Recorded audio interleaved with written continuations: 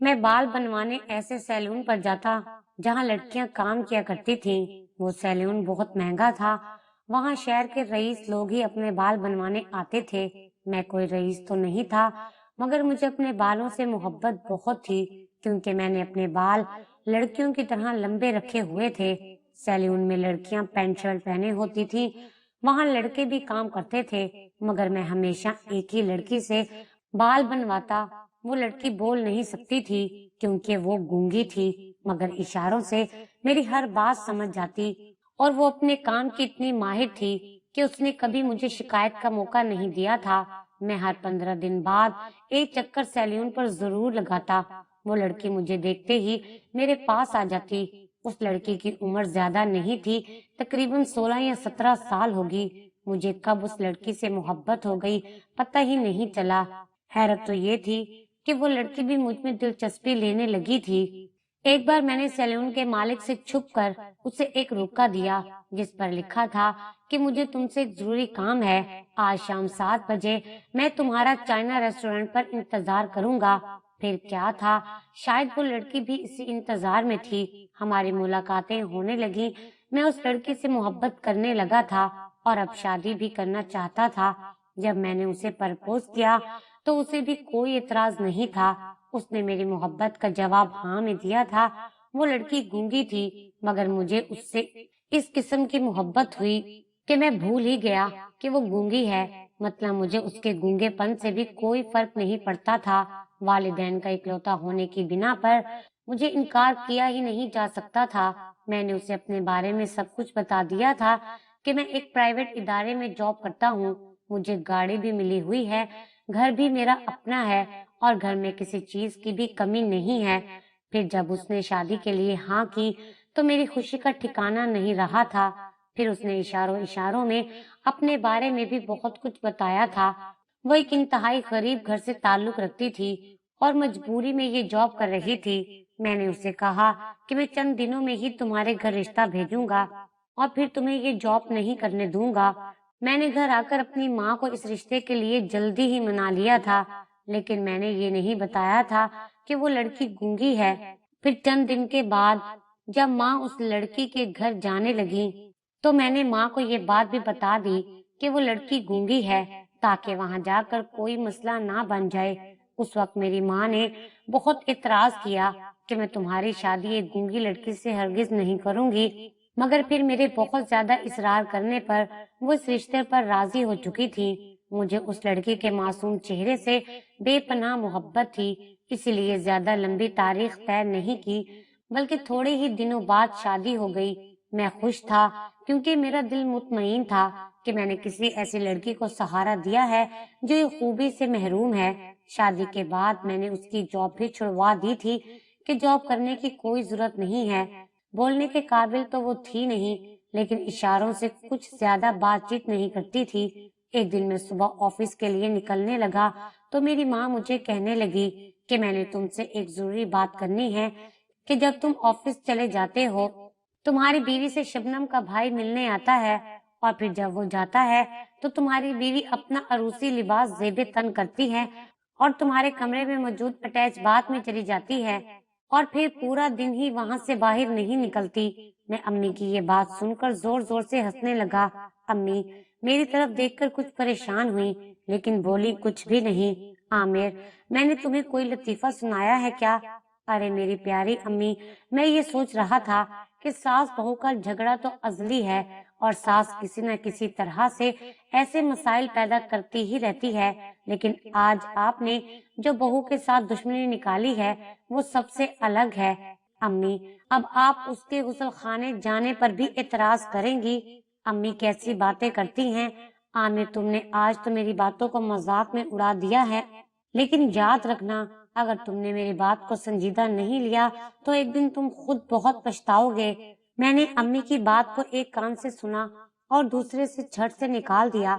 दफ्तर में जाकर मैं भूल ही गया कि अम्मी ने मुझसे क्या बात की थी। जैसे ही दिन के 12 बजे तो मैंने सोचा कि अम्मी को कॉल करके घर के हालात तो जान लूं, क्योंकि बीवी को तो कॉल मिलाने का फायदा ही नहीं था।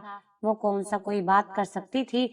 जैसे मैंने कॉल मिलाई तो आगे से अम्मी की रोती हुई आवाज ने मेरे कानों के पर्दों को हिलाकर रख दिया था। काश मैं ये सब कुछ ना ही सुनता। अम्मी कह रही थी, शबनम तुम्हारे जाते ही उठ गई थी और उसने नाश्ता भी नहीं किया। तुम्हारी बीवी आज फिर अरूसी लिबास लेकर जब गुस्सा खाने में जाने लगी तो मैं भी उसके पीछे ही उसके कमरे में चली गई, लेकिन जैसे ही उसके कमरे के दरवाजे तक पहुंची तो ये सुनकर मेरे पैर ही जमीन पर जम गए कि तुम्हारे कमरे से किसी मर्द के बोलने की बराबर आवाजें आ रही थी, जबकि आज तो उसका भाई भी नहीं आया था। अब बीवी तुम्हारी तो गूंगी है, इसलिए वो आगे से क्या बोलती, बस उसी मर्द की ही आवाजें आती जा रही थी। मुझे कुछ ज्यादा तो समझ नहीं आया, लेकिन वो बार बार शबनम का ही नाम ले रहा था। मैंने अम्मी की ये बातें सुनी तो सोच में पड़ गया कि वो बेचारी तो एक बेजुबान है, दूसरा मेरी माँ कैसे कैसे उस पर इल्जाम लगा रही है। मैं समझ गया कि माँ ने उस वक्त मेरी खुशी जानकर मेरी शादी उस लड़की से कर दी थी और अब जान छुड़वाने के लिए कैसी कैसी हरकतें कर रही हैं। उफ मेरे खुदाया, मैं कहाँ जाऊं। मैं दोनों हाथों से सर पकड़कर बैठ गया। आज तो घर जाने को भी दिल नहीं चाह रहा था, इसलिए मैं दफ्तर में ही बैठा रहा। जब सारा दफ्तर खाली हो गया तो बॉस बाहर निकले और कहने लगे कि आमिर, चलो तुमने आज ऑफिस में ही सोना है क्या। तब मैं उनके साथ ऑफिस से बाहर आ गया। घर पहुंचते ही जो कुछ मैंने देखा वो मेरी हैरत के लिए काफी था कि अम्मा और शबनम एक ही प्लेट में खाना खा रही हैं। मैंने अम्मा से निगाहों में ही कुछ पूछने की कोशिश की, लेकिन उन्होंने कोई खातिर ख्वाह जवाब नहीं दिया। मैंने सबके साथ बड़े ही सुकून से माहौल में खाना खाया। रात को शबनम को अपने लफ्जों में घर में रहने के तौर तरीके समझाने की कोशिश की। वो किसी भी आम इंसान की तरह मेरी सारी बातें समझने की कोशिश कर रही थी। मैं खुश हो गया और मुतमईन होकर सो गया। सुबह जैसे ही मेरी आंख खुली तो घर में कोई हंगामा बरपा था। मेरी बड़ी बहन और उनके मियाँ आए हुए थे और मेरे बहनोई ऊंची आवाज में बोल रहे थे। मुझे लगा कि शायद उन दोनों में कोई झगड़ा हो गया है, क्योंकि शादी के 10 साल गुजरने के बावजूद भी अभी तक मेरी बहन बे औलाद थी। मैं जल्दी से उठकर बाहर की तरफ लपका। बहनोई मेरी बीवी को खा जाने वाली नजरों से देख रहे थे और साथ में कह रहे थे कि ये लड़की बोल सकती है, क्योंकि मैं इस लड़की से पहले एक शॉपिंग मॉल में मिला था। मेरी उस लड़की से टक्कर हो गई तो मेरी इस हरकत पर ये बहुत ही ज्यादा गुस्से हो गई थी। इसने मुझे बहुत बातें सुनाई थी। मैंने काफी माफी तलाफी भी की, लेकिन ये कहाँ चुप होने वाली थी। मैंने भाई को समझाया कि ये वो लड़की नहीं हो सकती, क्योंकि शबनम बोलती नहीं है। अरे ये तो गूंगी है, लेकिन भाई इस बात पर बाजिद थे कि ये वही लड़की है और वो इसे अच्छी तरह से उस दिन मॉल में पहचान चुके थे। मेरी बीवी ने ये सारी बातें सुनी तो रोने लग गई।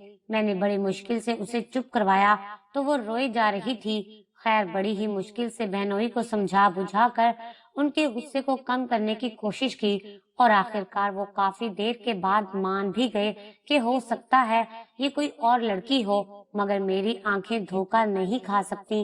बहनोई शाम तक अपने घर वापस चले गए। शबनम खाना भी बहुत ही अच्छा बनाती थी। मैं तो उसके हाथों के जायके से बहुत ही मायूस हो चुका था। कहीं भी जाकर उसके खानों की तारीफ करता रहता। एक दफा हमारे किसी अजीज की हमारे घर में दावत थी। वो बाहर से आए थे तो अम्मी ने उन्हें अपने घर दावत पर बुलाया था। तब शबनम ने सारा खाना खुद बनाकर खानदान वालों के दिल जीत लिए थे और हम में इस तरह रच बस गई थी कि लगता ही नहीं था कि वो किसी गैर फैमिली से आई है। कुछ दिन बाद मेरे चचा के आखिरी बेटे की शादी थी।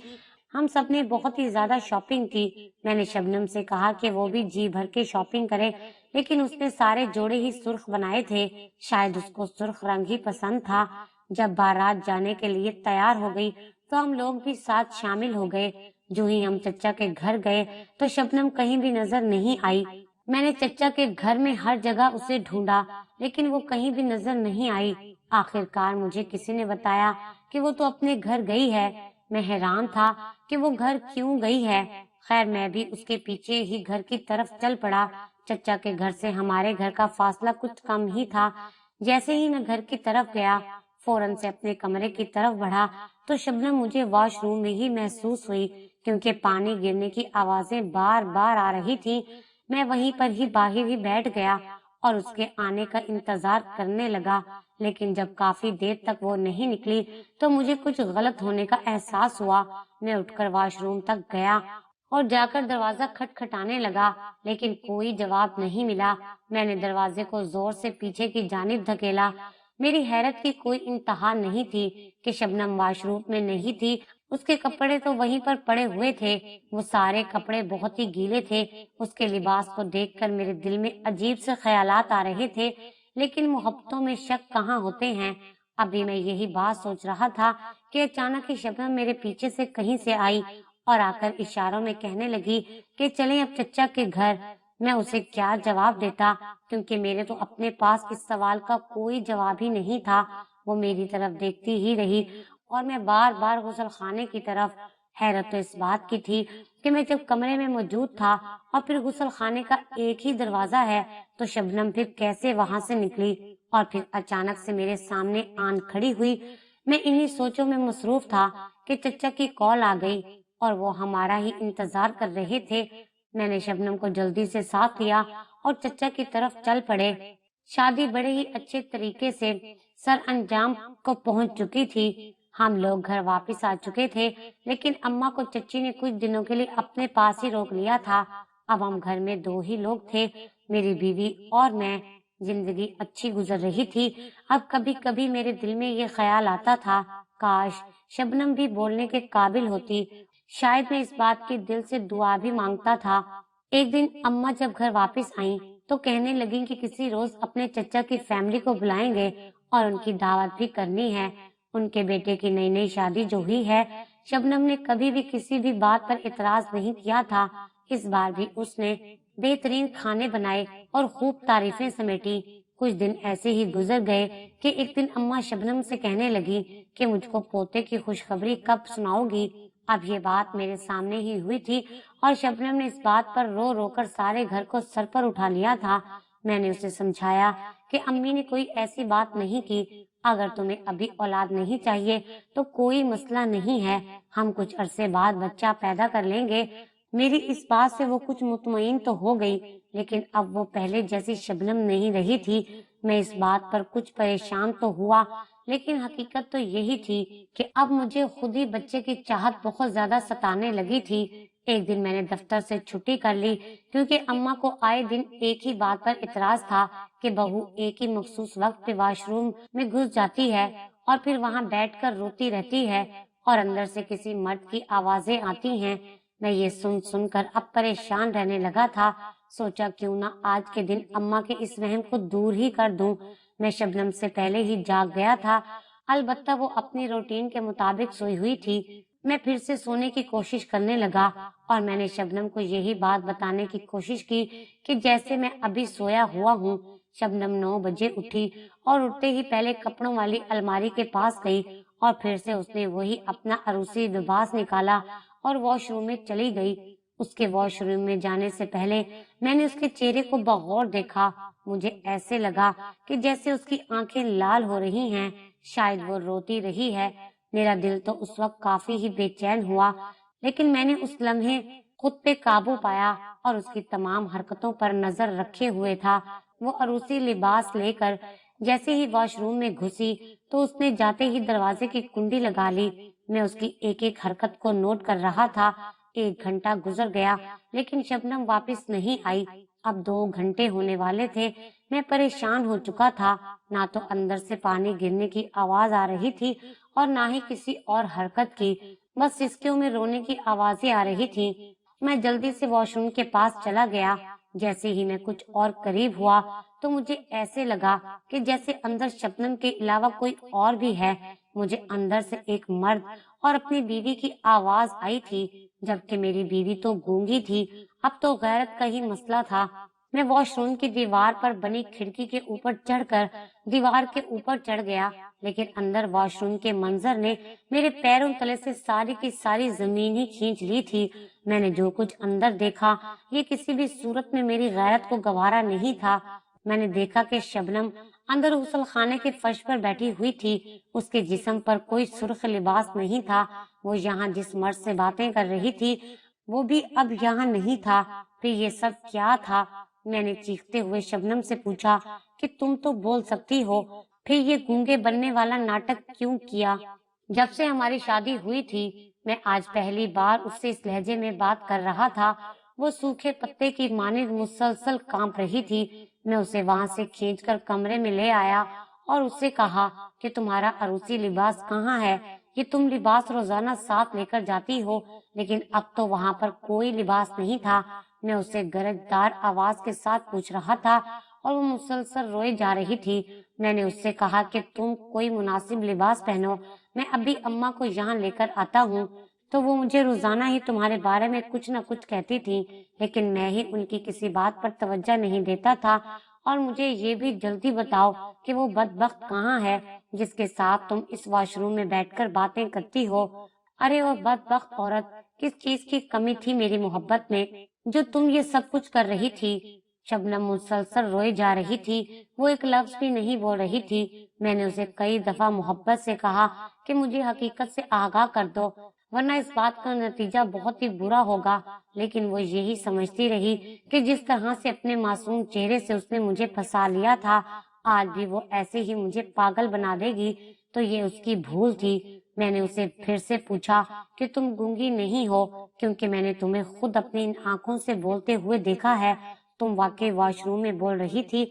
अब बताओ, किस बात का तुम ये नाटक करके मेरे मासूम दिल से खेल रही थी? मेरा तो दिल कर रहा था कि मैं इसको खत्म कर दूं, लेकिन जब तक मैं खुद अपनी आंखों से सब कुछ देख नहीं लेता और अपने कानों से सुन नहीं लेता, मैं इसे हरगिज भी कहीं नहीं जाने दूंगा।